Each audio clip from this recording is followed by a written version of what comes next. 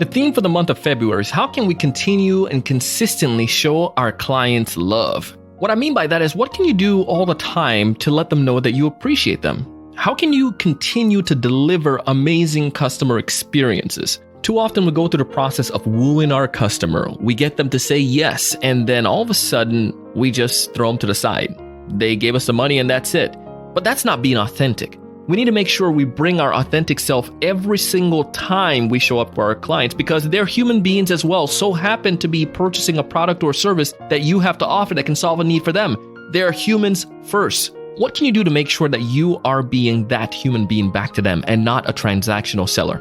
In today's episode, Tiffany Southerland is going to tell us about her experience and her organization and what she does on a day-to-day basis to make sure that she shows up authentic and to help her clients. You're going to love this episode.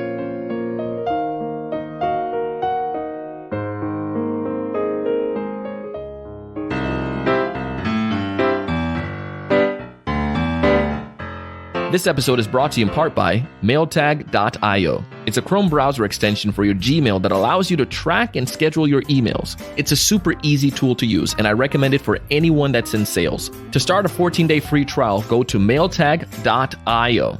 This episode is also brought to you in part by TSE Certified Sales Training Program. Learn how to improve your sales skills, find more ideal customers, build stronger value, close more deals. To join the upcoming semester, simply go to thesalesevangelist.com/C for certified, S for sales, T for training. We look forward to having you join us.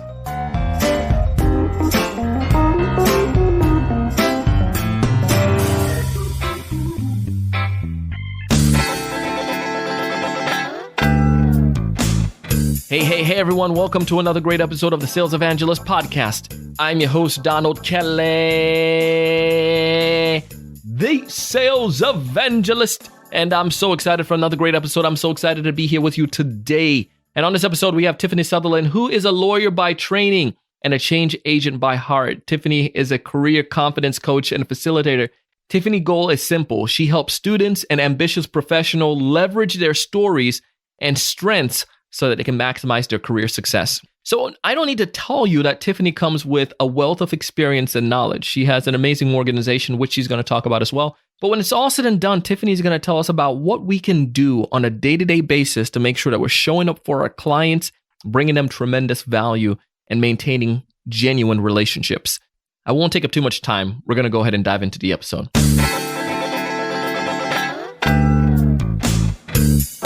Welcome to the show, Tiffany. Thank you so much for having me, Donald. How are you? Man, I can't complain. It's another beautiful day. I'm excited to chat with you today. And actually, I was complaining and then you told me, Don, you better stop because we were talking about the weather and how today in Florida, we're in 40-degree weather. Single digits.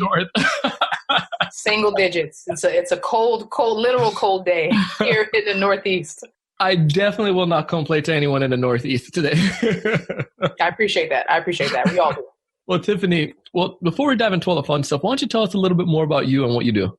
I like to tell people that I'm a lawyer by training and a change agent at heart. I am a recovering attorney, but I'm a girl from Hempstead, Long Island, who loves good food, faith, family, and fitness. And I am a career confidence coach, and I work with young professionals and experienced professionals who are ready to make their career mark on this world and increase their fulfillment in the type of work that they do every day. But I'm just here to serve the people and eat good food while I do it.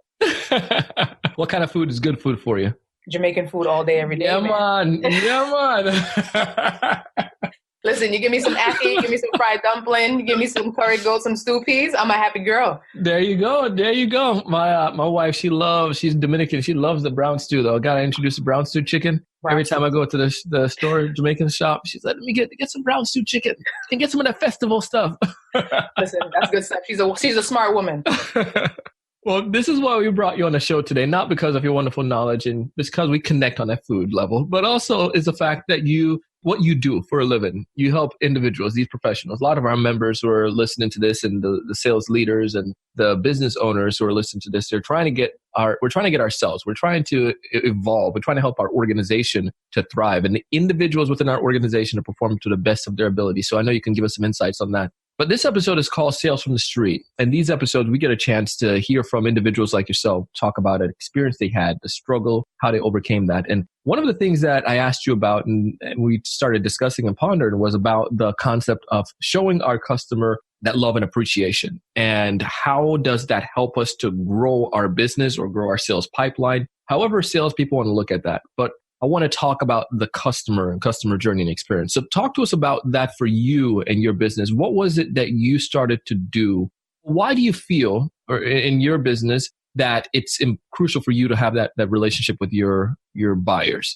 Well, it's crucial because without your customers, your business doesn't exist, right? Yeah. You can have, whether you have a physical product or you have a service, your business goes nowhere but for the interaction that you have with your customers. And for me, I am in the service business. And so I serve individuals one-on-one in a group setting. And for me, it's like, if they're not happy, I have not done my job.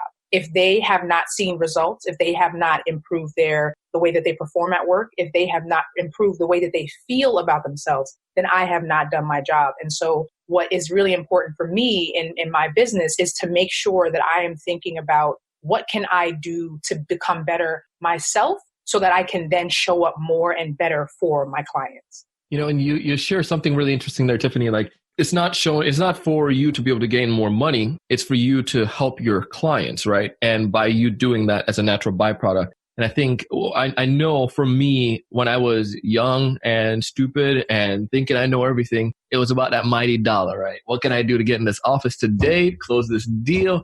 And not about me helping that customer that doesn't, that has this problem. He or she's trying to figure stuff out, and here the sales rep's trying to push their own agenda. Like, come on, that doesn't bring you anywhere. It just turns them off. Not at all. And it doesn't bring anything. And I actually, it's funny you say when you were young and dumb, and I would say last year in my business when I was young and dumb, when I had this goal. So I tried and failed twice to launch a group program that I had.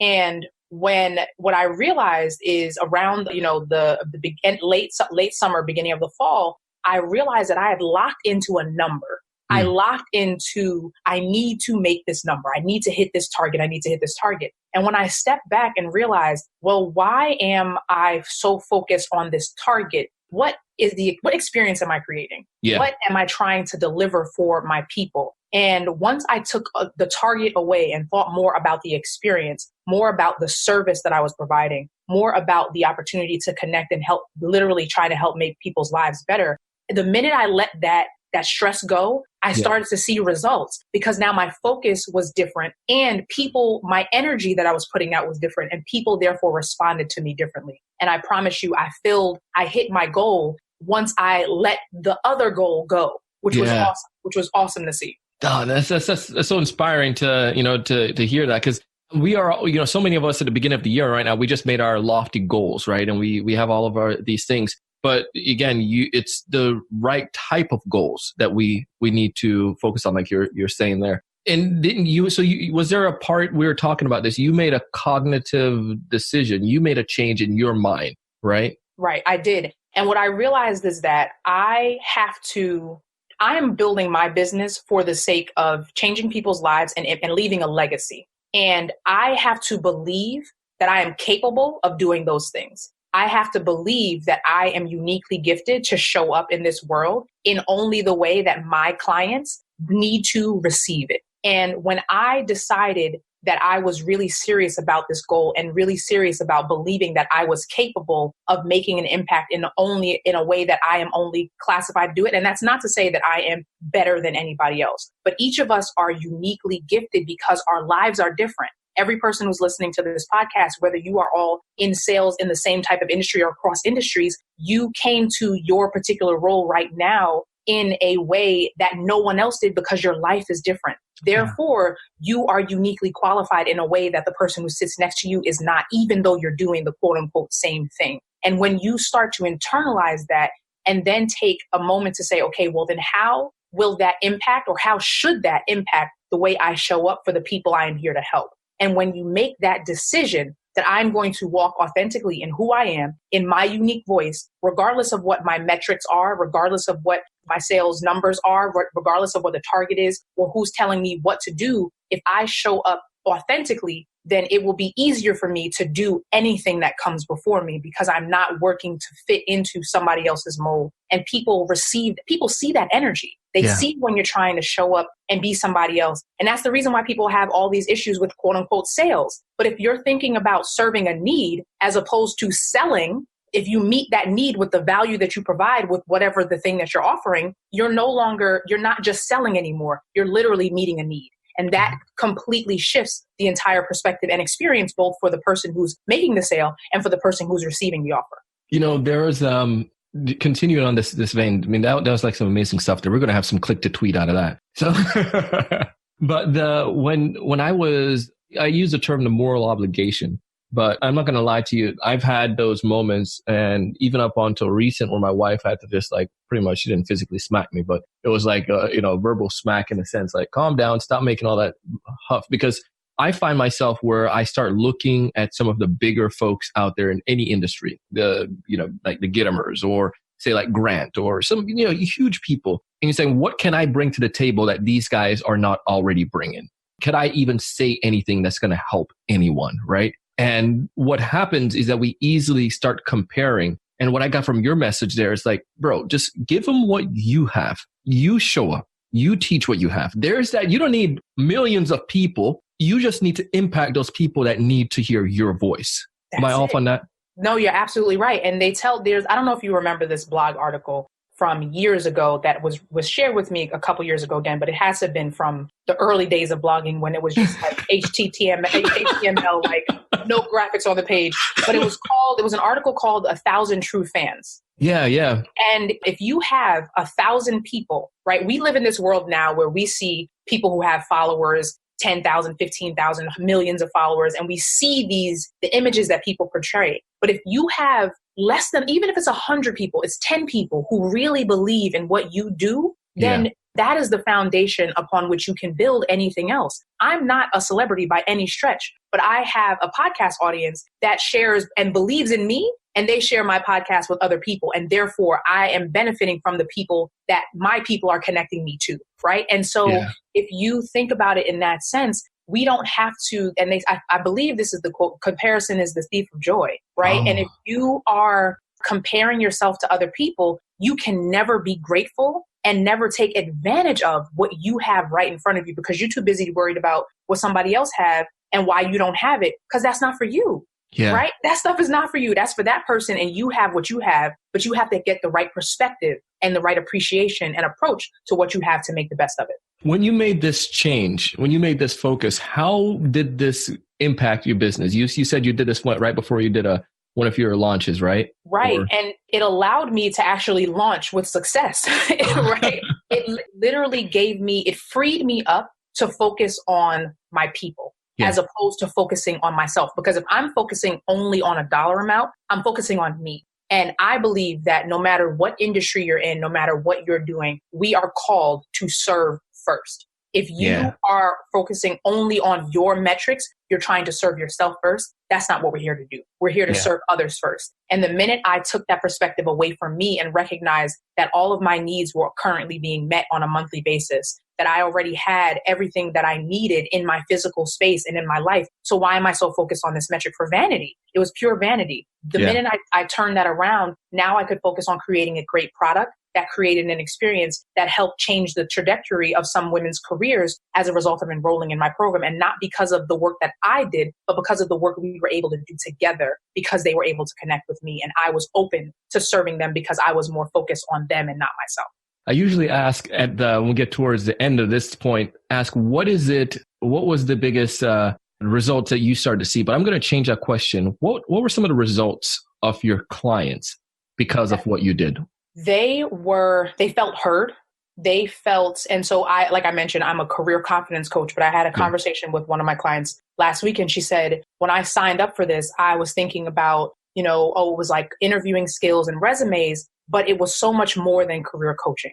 Yeah. And so for someone to tell me that by interacting with me, that they got so much more than career, that's the only result I need, because now she is basically, it's a lot more clarity about what they want for their careers. They learn how to articulate the thing that they're really good at and that they're uniquely gifted with, what we talked about earlier. And now they have a formula and an approach to figure out how to go and seek out the right opportunities and stay away from the ones that they could do, but the ones that they're not, but that they should do. And now they have the confidence to say, that's not for me. This one is for me. And when you put those things together, it's like it just to be able to see how much they kind of opened up by the end of the program, it was absolutely phenomenal. And this could go so much, like go really well too in many different areas of our lives, right? Just kind of hearing what you did and how you impacted that person, go way beyond the job, like you're sharing, could go in relationship scenario or the family circumstances, family dynamic. It's like you are impacting this person way more than just that one little sliver. And you're not doing it like the way whoever else agency out there is doing it. You're doing it the way Tiffany needs to do it. Absolutely. To impact the individuals. Absolutely. And that's because the way that I always approach it, and based on the way that my own career kind of progressed, I realized that we in this country, and I guess I should say in Western society, kind of think about our lives there's the work self and then there's the personal self. I realized that at a certain point, those two will collide if there's not a congruence between how you're showing up. And so the way that I approach my work with my clients is you don't go to work as an employee. You go to work as Donald. You go to work as Tiffany. You go to work as yourself. And you have to find the synergy between the things that drive you in all areas of your life. And you have to show up fully in all of that. And that then gives you the clarity to figure out what type of job opportunity is or is not for you. But if you're just thinking about skill sets, I always say your qualifications are not interesting. I could focus on your resume. I don't care about your resume.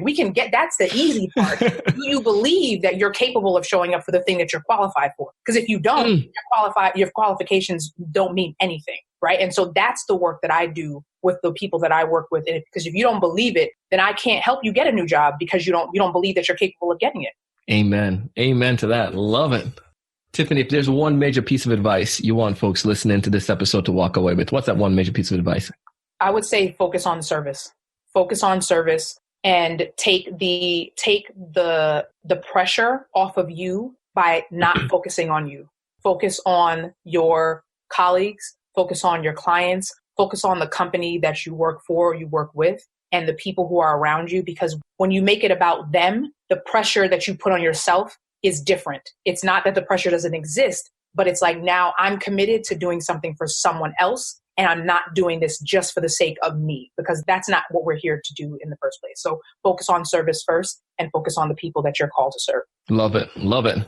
Now, you do have in the near future one of these other programs coming up, right? From what I understand.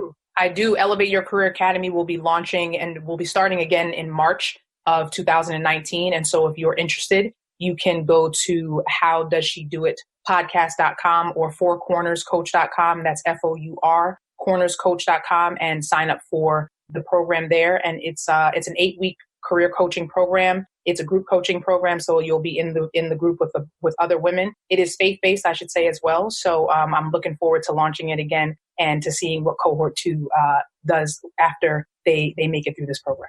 Well, I love it. I'm going to put it back in our show notes, and I highly recommend it, guys. Go ahead and check out Tiffany. Connect with her. She brings a lot of wisdom, and her podcast is phenomenal. We have a link back in our show notes.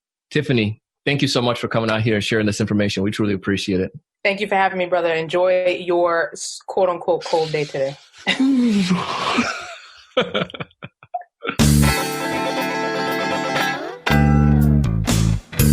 I'm telling you, if you have not done so already, go connect with Tiffany Southerland. We have some links in our show notes. She brings, again, a wealth of knowledge, wealth of experience. Perhaps you or someone you know may be able to benefit from the services that she has to offer. Tiffany has a new program that is coming out pretty soon, and I'm going to link back again in the show notes to that so you can connect with her and to see if it's something that makes sense for you. I only bring on people who I feel have tremendous value to offer. And again, I really believe that Tiffany does. Even if it's not something that makes sense right now for you, perhaps there's some opportunities later. Connect with Tiffany. Let her know you found out about her on the Sales Evangelist podcast. I know she will truly appreciate it. While you go back to the show notes and connect with Tiffany, be sure to also check out mailtag.io as well as our new program, TSE Certified Sales Training Program. You've heard me brag once or twice already, but Mailtag is pretty awesome. And one of the coolest thing about it, the reason why I like it is I can delay emails. Perhaps I can reply to a bunch of my emails, schedule them to go out an hour or two later so that I don't get bombarded with other replies and get sucked into the email reply thing. Nah, man, I focus on the things that matter the most right now.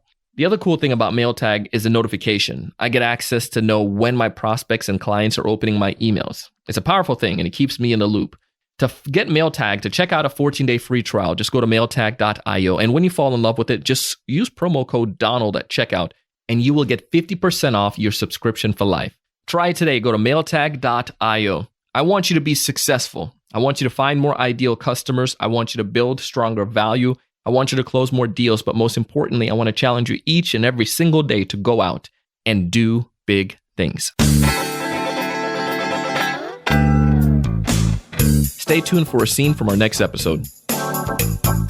What is the point of what am I trying to get from this conversation? When you have that anchor, you can kind of follow the lead of, like I followed your lead, right? Whatever you brought up, I asked something that corresponded to that and maybe pulled you into another angle of the same thing.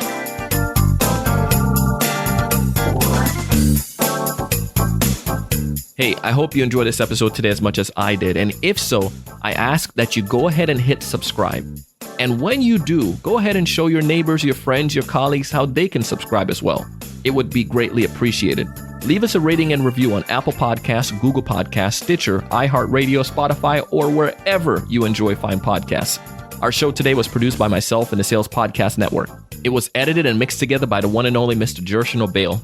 Our content writer and show note creator is Mrs. Shannon Rasmussen. You can find audio credits to this and all of our episodes in the show notes. And as always, I am your host, your coach, your mentor, your guide down the sales journey, Mr. Donald C. Kelly, the sales evangelist.